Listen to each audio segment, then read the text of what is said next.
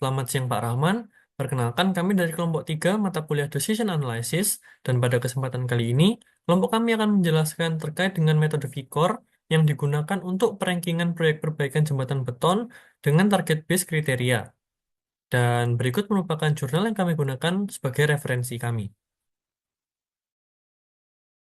Dan berikutnya ini yaitu adalah pendahuluan kami.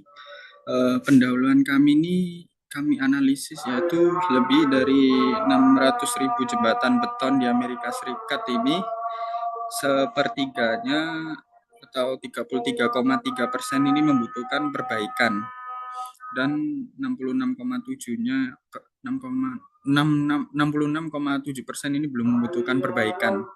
Sehingga berdasarkan dari sumber yang kami dapatkan yaitu dari NBI atau National Bridge Inventory ini, kriteria perankingan jembatan yang perlu diperbaiki hanya berdasarkan atau kami nilai dari kategori struktural dan fungsionalnya.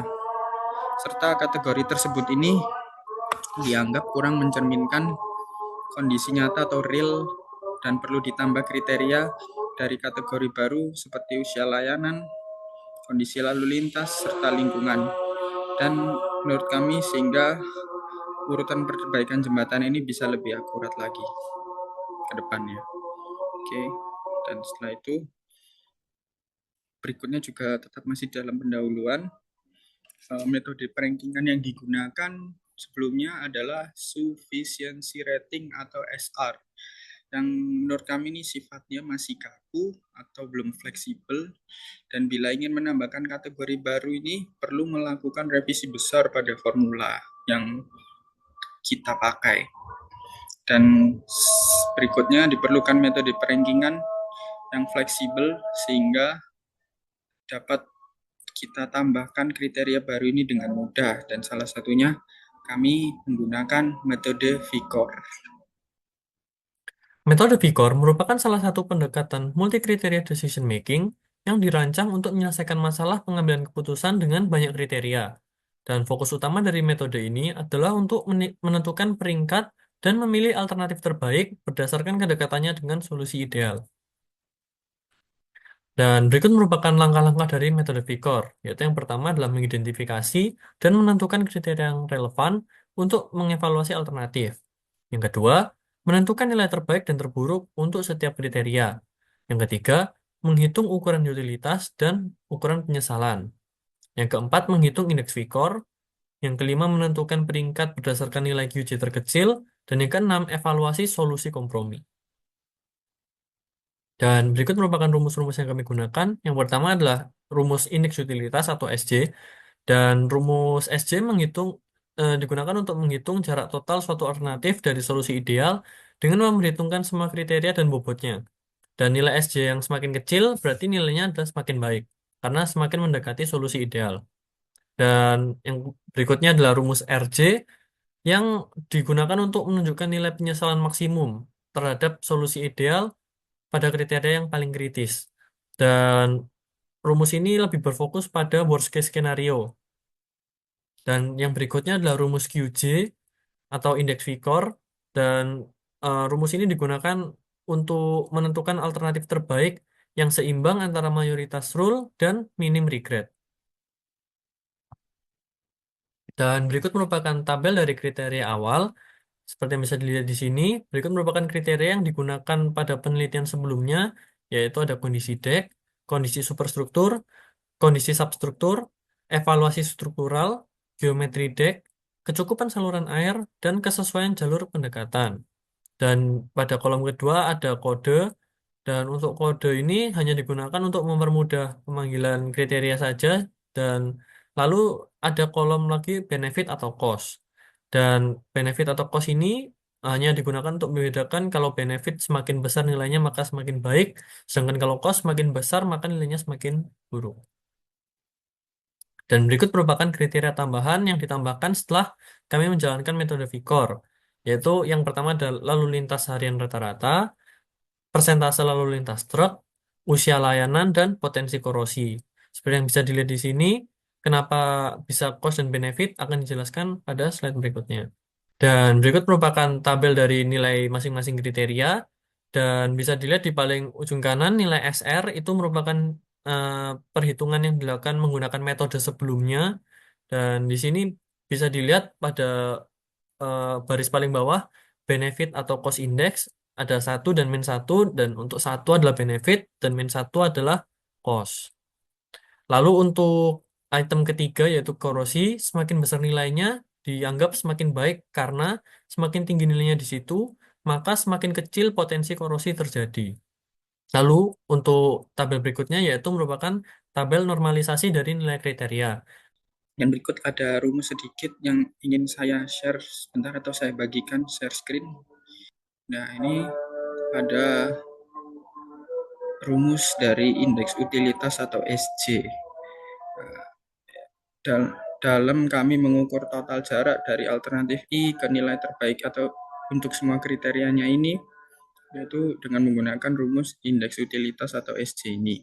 SJ ini itu yaitu ukuran utilitas untuk alternatif J, dan ini mengukur dari jarak keseluruhan alternatif J dari solusi ideal dengan mempertimbangkan bobot-bobot dari setiap kriteria yang ada. Dan setelahnya yaitu WI. WI ini yaitu bobot dari kriteria I. Bobot ini mencerminkan pentingnya setiap kriteria dalam keputusan yang kita putuskan atau kita pakai. Dan setelah itu FI bintang. FI bintang ini yaitu nilai terbaik ideal ideal dari untuk kriteria I, dan ini adalah nilai-nilai yang diinginkan untuk setiap kriteria yang menunjukkan performance atau performa terbaiknya. Dan setelah itu FI min, dan FI min ini berkebalikan dari FI bintang tadi, atau ya nilai terbaik ideal. FI min ini yaitu nilai terburuk atau anti ideal biasa disebutnya untuk kriteria I, dan ini adalah nilai mencerminkan kondisi terburuk yang dapat terjadi untuk kriteria masing-masing tersebut. Dan yang terakhir yaitu FIJ. FIJ ini yaitu nilai kriteria I untuk alternatif J, dan ini adalah nilai aktual atau sebenarnya untuk alternatif J pada kriteria I. Oke, ya sudah itu aja. Saya izin stop share screen sebentar. Kenapa nilai-nilai tersebut perlu dinormalisasi? Itu untuk menghindari ketidakadilan untuk masing-masing kriteria, karena untuk setiap kriteria itu memiliki satuan yang berbeda, sehingga harus dinormalisasi. Dan setelah setiap kriteria dicari nilai normalisasinya, maka dicari nilai bobot objektifnya. Selanjutnya dicari perhitungan korelasi antar kriteria. Korelasi memiliki nilai antara -1 hingga +1. Jadi nilai korelasi +1 berartinya korelasi positif sempurna, yang artinya kriteria I dan K selalu bergerak bersama-sama. RIK -1 korelasi negatif sempurna, yaitu kriteria I dan K bergerak berlawanan, sedangkan nilai korelasi 0 artinya tidak ada korelasi antara kriteria I dan K.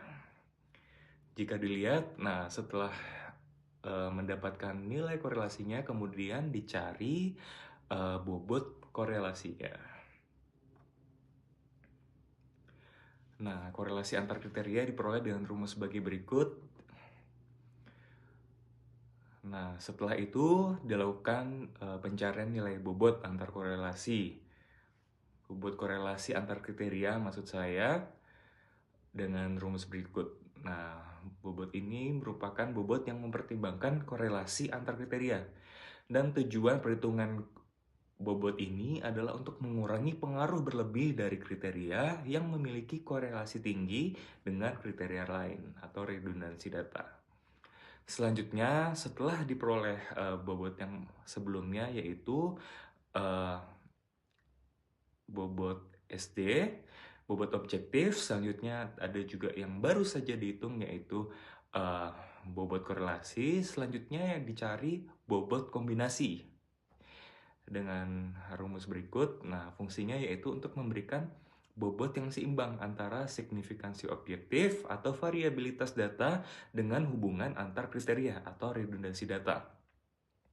Nah, sehingga akan menghasilkan distribusi bobot yang lebih realistis untuk pengambilan keputusan.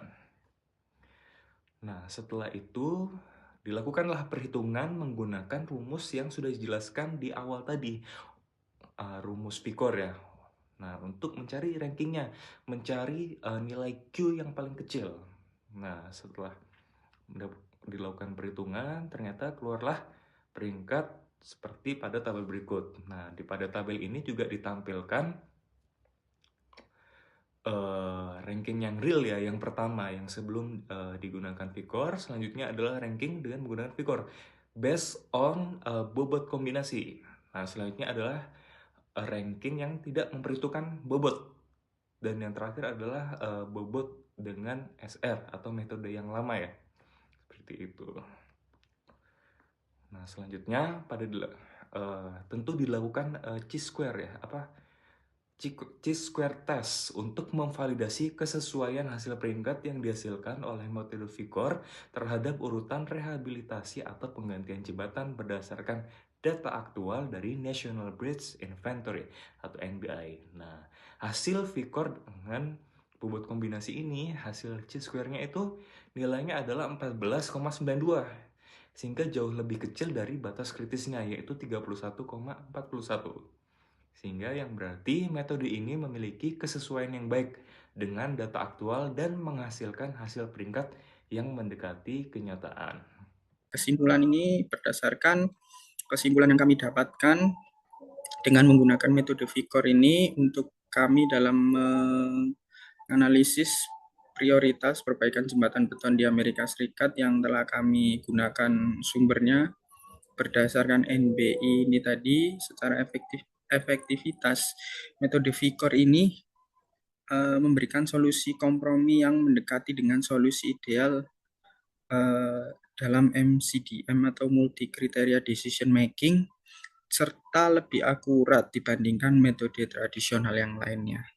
Dan setelah itu dalam menambahkan kriteria baru, metode Vicor ini dalam penambahan kriteria baru berkontribusi sekali dengan signifikan dalam memprediksi tingkat kerusakan jembatan beton yang ada di Amerika Serikat. Dan berdasarkan bobot kriterianya juga, metode Vicor ini menggunakan kombinasi bobot objektif dan bobot korelasi antar kriteria yang fleksibel dan dapat diperbarui.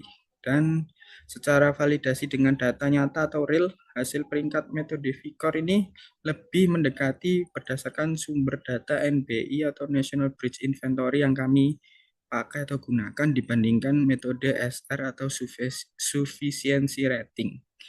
Dan secara fleksibilitas juga, metode Vicor ini dapat disesuaikan dengan berbagai kondisi atau kriteria, sehingga akan lebih baik kami gunakan sebagai metode rankingan perbaikan jembatan beton yang ada di Amerika Serikat ini.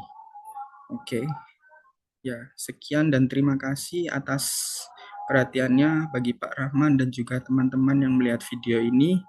Apabila ada salah kata atau kekurangan, mohon maaf saya sebesar-besarnya, atau mohon maaf dari dalam hati saya yang sedalam-dalamnya.